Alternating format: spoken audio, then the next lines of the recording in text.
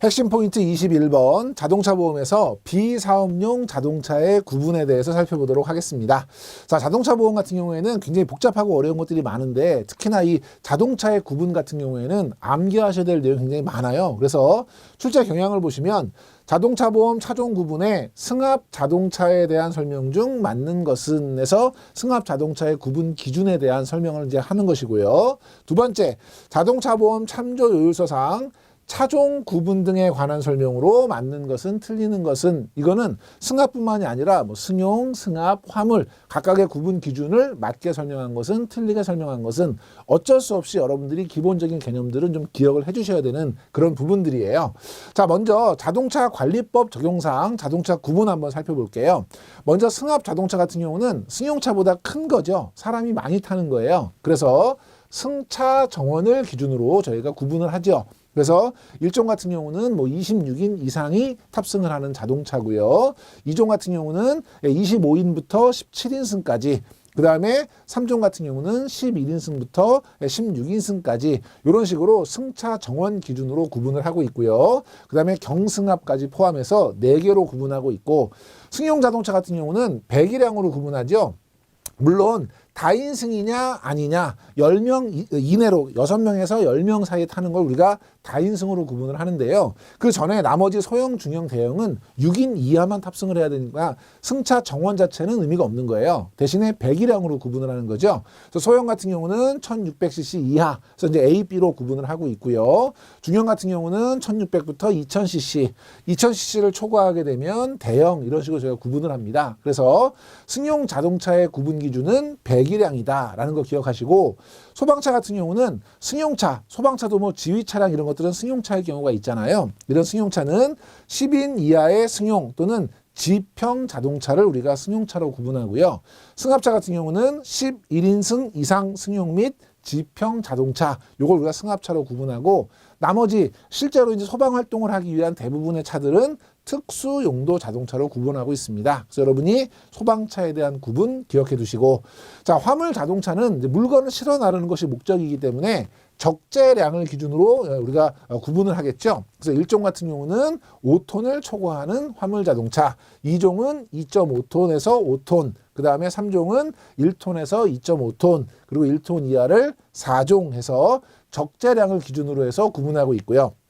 이 화물 자동차 안에는 탱크로리, 우리가 뭐 큰 뭐 기름이라든지 아니면 뭐 다른 여러 가지 뭐 우유라든지 이런 걸 싣고 가는 차를 탱크로리라고 하는데, 탱크로리라든지 살수 자동차, 길에 이제 물을 뿌리는 자동차가 되겠죠. 그 다음에 분뇨 자동차, 그 다음에 청소차, 청소차 안에는 진공 노면 청소차, 유니목 흡입 세정차 이런 것들을 포함해서 이런 것들은 전부 다 화물차로 구분을 합니다. 그런데 화물차처럼 생겼지만 화물차로 구분하지 않는 것이 있죠. 첫 번째가 현금 수송차. 현금 수송차 같은 경우는 별도의 용도에 따라서 운영하기 때문에 현금이라고 하는 화물을 싣고 우리가 운행을 하고 있지만 특정 용도 자동차로 구별하고 있고요. 그 다음에 덤프트럭 같은 경우는 흙 같은 것들을 나르는 화물차인 건 맞아요. 근데 얘는 구종 건설 기계로 분류를 합니다. 그래서 화물 자동차의 구분에서 현금 수송차와 덤프트럭은 화물 자동차에 해당하지 않는다. 지문에 많이 나오는 것이에요. 그래서 여러분들이 이 두 개는 구별해서 기억을 좀 해주시고요. 자, 이륜 자동차 같은 경우는 역시 배기량에 따라서 소형, 중형, 대형, 우리가 흔히 이제 오토바이라고 부르는 것들이고요. 특수 작업용 자동차 해서 마찬가지로 소형, 중형, 대형, 다인승, 군환형 해서 이건 특수 작업용으로만 사용하는 거예요. 그래서 화물을 운반한다 이러면 특수 작업용 자동차에는 포함되지 않는 것이고, 아까 우리 현금 수송차 같은 경우는 특정 용도 자동차를 했죠. 그래서 모양은 뭐 승용차나 화물차처럼 또는 뭐 승합차처럼 생겼지만 이동 진료차라든지 이동 도서관차, 체열차, 방송 중계차, 혈액 수송차, 검사 측정차, 그리고 아까 제가 말씀드렸던 현금 수송차가 여기 나오는 거죠.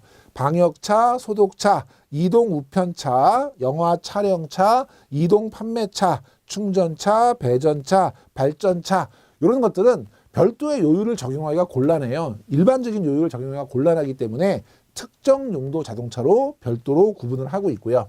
그 다음에 건설기계관리법에 따라서 의무 가입을 해야 되는 구종 건설기계와 그것들을 제외한 일반 건설기계로 구분합니다. 그래서 구종 건설기계에 해당하는 것은 그렇지 않은 것은 이런 시험 문제가 간혹 출제가 되기 때문에 여러분이 구종 건설기계는 꼭 기억을 해두셔야 돼요. 자, 덤프트럭 하고요. 콘크리트 믹서 트럭, 기중기, 콘크리트 펌프, 아스팔트 살포기, 타이어식 굴삭기, 트럭 지게차, 도로 보수 트럭, 노면 측정 장비 요 9가지를 우리가 구종 건설 기계로 구분하고 있는데 요거는 주로 다 그 타이어식이에요. 예를 들면 굴삭기 같은 경우도 타이어식으로 도로 위를 실제로 자력으로 운행할 수 있는 이런 건설 기계들은 의무 가입을 하고 있고요. 그렇지 않은 건설 기계 중에 일부 뭐 타이어식 건설 기계가 있긴 하지만 대부분은 이제 무한 궤도식, 그래서 자력으로는 도로를 실제 주행할 수 없는 이런 건설 기계들은 일반 건설 기계로 구분하고 있고요. 농업기계화 촉진법 적용에 따라서 동력 경운기라든지 아니면 트랙터라든지 콤바인이라든지 이런 것들은 별도로 농기계로 구분을 하고 있다는 것도 여러분이 기억해 두시고요. 이 차종에 대한 구분은 굉장히 복잡하고 내용들이 많지만 여러분이 기본적인 구분 기준을 가지고 잘 정리해 두실 필요가 있겠습니다.